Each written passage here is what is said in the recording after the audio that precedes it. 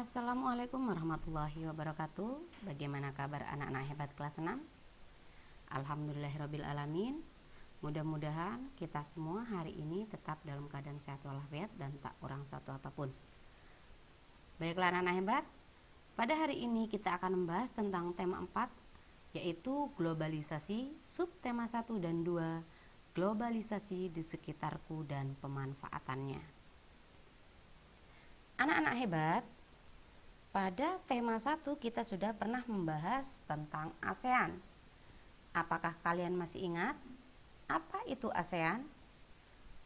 ASEAN adalah suatu perkumpulan negara-negara di Asia Tenggara.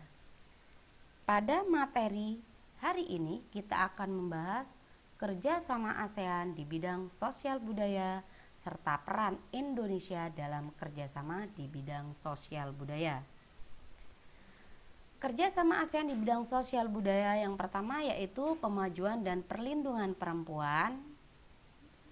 Yang kedua, kepemudaan. Yang ketiga, pegawai negeri dan kepegawaian.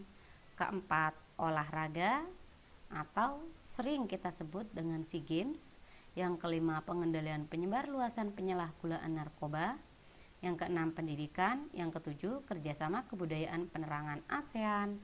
Kedelapan, ilmu pengetahuan dan teknologi. 9, lingkungan hidup. 10, penanggulangan bencana alam. Peran Indonesia dalam kerjasama di bidang sosial budaya. Yang pertama, berkontribusi pada organisasi ASEAN. Yang kedua, aktif dalam program pertukaran pelajar. Yang ketiga, berperan aktif dalam kegiatan kebudayaan ASEAN. 4, peserta dan tuan rumah berbagai ajang olahraga. 5, memberikan bantuan kemanusiaan. 6, Indonesia berinisiatif membentuk ASEAN Committee of Cultural and Information atau yang disingkat dengan ASEAN COCI. Semua materi pada hari ini tentang kerjasama ASEAN bisa kalian membacanya kembali dan mengulasnya kembali pada buku tema 4, yaitu pada halaman 3 dan 4 serta halaman 26. Baiklah anak-anak hebat, kita akan mempelajari tentang kerjasama ASEAN dengan negara-negara ASEAN di bidang politik. Yang pertama, Deklarasi Kawasan Damai Bebas dan Netral atau JOGFAN merupakan perjanjian perdamaian yang mencakup semua kawasan ASEAN dan Asia Pasifik. Yang kedua, Treaty of Amity and Cooperation in Southeast Asia atau disingkat dengan TAC, kesepakatan persahabatan dan kerjasama yang bertujuan untuk menciptakan stabilitas politik dan keamanan di kawasan Asia Tenggara. 3, Zona Bebas Senjata Nuklir Asia Tenggara atau disingkat dengan ASEAN WFZ atau sebuah kesepakatan yang bertujuan untuk mewujudkan kawasan Asia Tenggara yang bebas nuklir dan dari pencemaran lingkungan. Peran Indonesia dalam kerjasama politik di lingkungan ASEAN. Yang pertama, kita bekerja sama dengan negara-negara ASEAN dalam KTT atau Konferensi Tingkat Tinggi yang pada waktu itu telah dibentuk Sekretariat Jenderal yang pertama, yaitu dari Indonesia yang bernama HR Darsono. Yang kedua, memfasilitasi perundingan pemerintah Filipina dengan gerakannya. Yang ketiga, meluncurkan gagasan untuk menghargai dan melindungi HAM atau hak asasi manusia.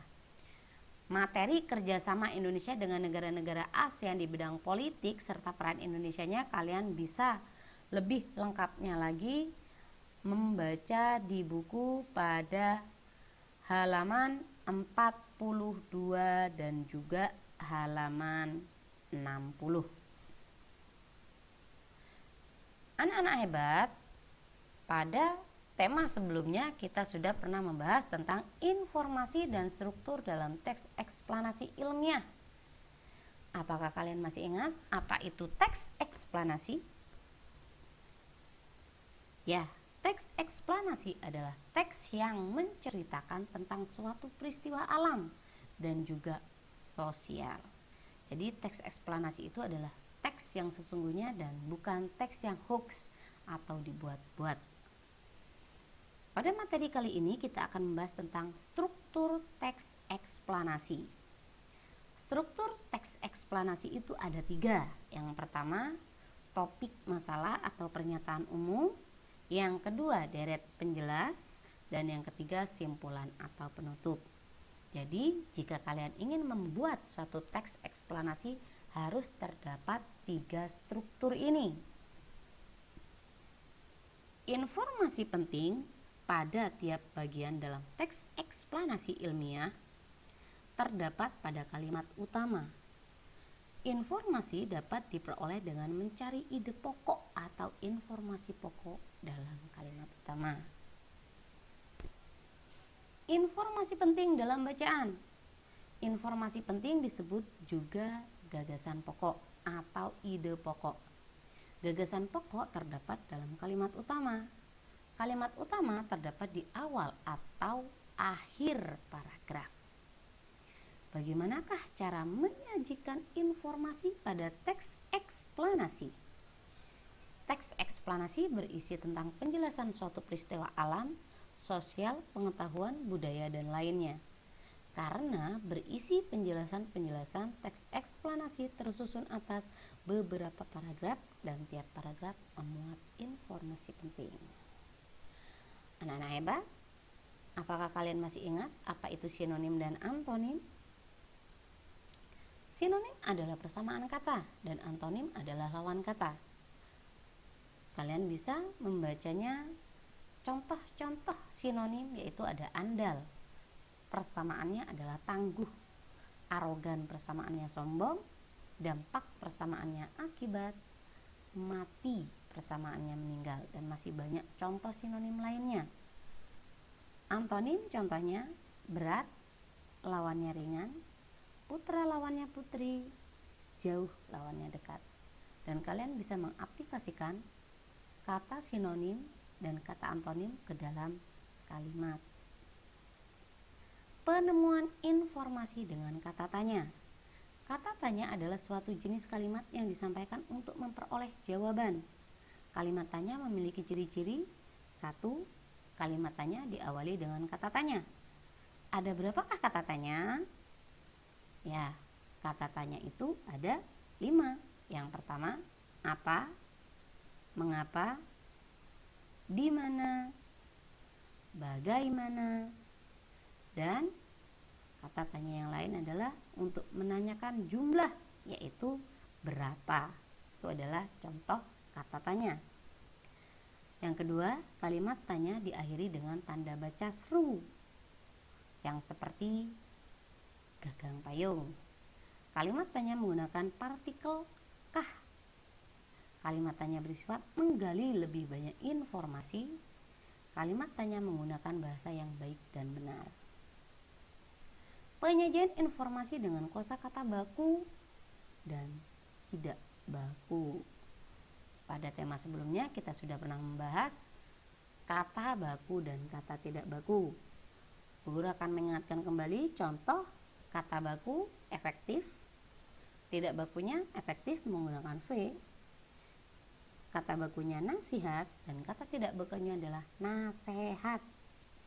Kata baku objek. Kata tidak bakunya objek. Itu adalah contoh kosakata baku dan tidak baku. Sekarang kita akan membahas tentang energi listrik dan cara menghasilkannya.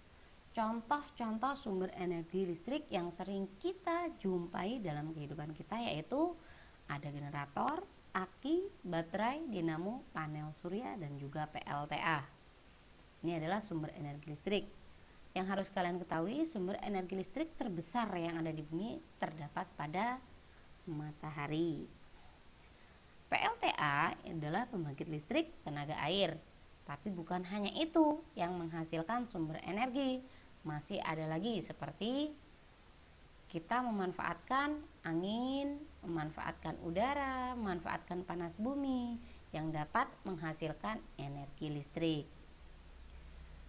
Proses penyaluran energi listrik dimulai dari pembangkit listrik, disalurkan ke transformator penarik tegangan, kemudian ke gardu induk, kemudian ke gardu distribusi, dan sampailah ke rumah warga. Penghematan energi listrik. Cara menghemat energi listrik agar kita tidak mahal membayar tagihan listrik yaitu 1. Tidak menyalakan lampu pada siang hari, menggunakan penerangan secukupnya pada malam hari, mematikan lampu saat hendak tidur, menggunakan lampu hemat energi, mematikan alat-alat listrik jika tidak digunakan, memilih alat-alat listrik yang menggunakan energi listrik sedikit, mengurangi penggunaan alat rumah tangga hemat energi, dan menyalakan AC atau kipas angin saat udara panas. Ini adalah cara menghemat energi listrik. Kalian bisa melaksanakannya di rumah kalian supaya tagihan listrik kalian tidak membengkak. Kali ini kita akan mempelajari tentang menghargai keberagaman ekonomi dalam masyarakat. Kalian bisa membacanya dan pada buku tema kalian terdapat di halaman 13. Menghargai keberagaman ekonomi dalam masyarakat, sikap yang sebaiknya ditunjukkan masyarakat terhadap keberagaman ekonomi itu 1. Menghormati profesi orang lain, bersedia bekerja sama dalam melakukan kegiatan ekonomi, menolong dalam menjalankan profesi masing-masing, melaksanakan profesi yang dimiliki dengan penuh tanggung jawab, dan menghargai hasil pekerjaan orang lain. Pentingnya menghargai keberagaman ekonomi.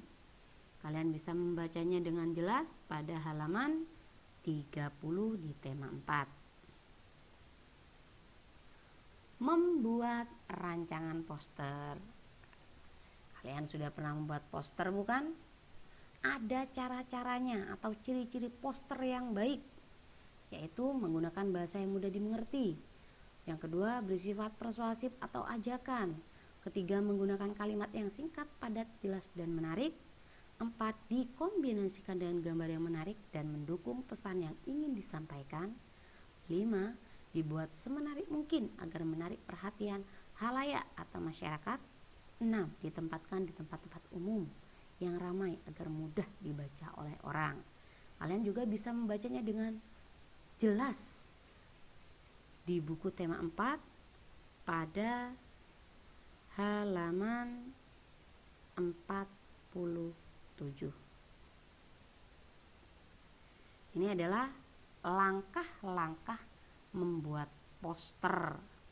Yang pertama, kalian bisa mengawalinya dengan membuat sketsa pada kertas dengan menggunakan pensil. Setelah itu diberikan dengan warna, penyempurnaan warna, dan kalian bisa menempel poster-poster di pinggir-pinggir jalan.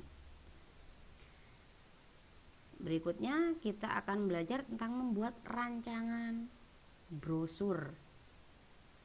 Pembuatan brosur harus memenuhi kriteria sebagai berikut. 1. Memiliki pesan tunggal.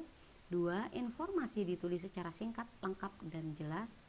3. Memiliki tujuan menginformasikan produk, layanan, atau program. 4. Dilengkapi gambar atau foto yang mendukung pesan. 5. Memiliki desain yang menarik. Kalian bisa dengan jelas dan gamblang membacanya di tema 4, yaitu pada halaman 61. Mengenal reklame. Reklame dibuat dengan memperhatikan syarat-syarat sebagai berikut. 1.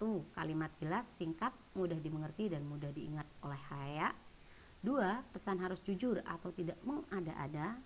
3. Gambar harus sesuai dan mendukung isi pesan yang ingin disampaikan. 4. Warna, tulisan, bentuk, dan ukuran dibuat mencolok agar mudah dilihat dan menarik halayak umum. Materi tentang mengenal reklame juga bisa kalian baca dengan jelas di buku tema 4 pada halaman 14. Baiklah anak hebat, inilah materi pada hari ini yang bisa Bu Guru sampaikan. Mudah-mudahan kalian bisa menerima materi hari ini dengan baik dan dapat mengaplikasikannya ke dalam soal-soal yang akan diberikan selanjutnya. Sekian dari Bu Guru, terima kasih. Wassalamualaikum.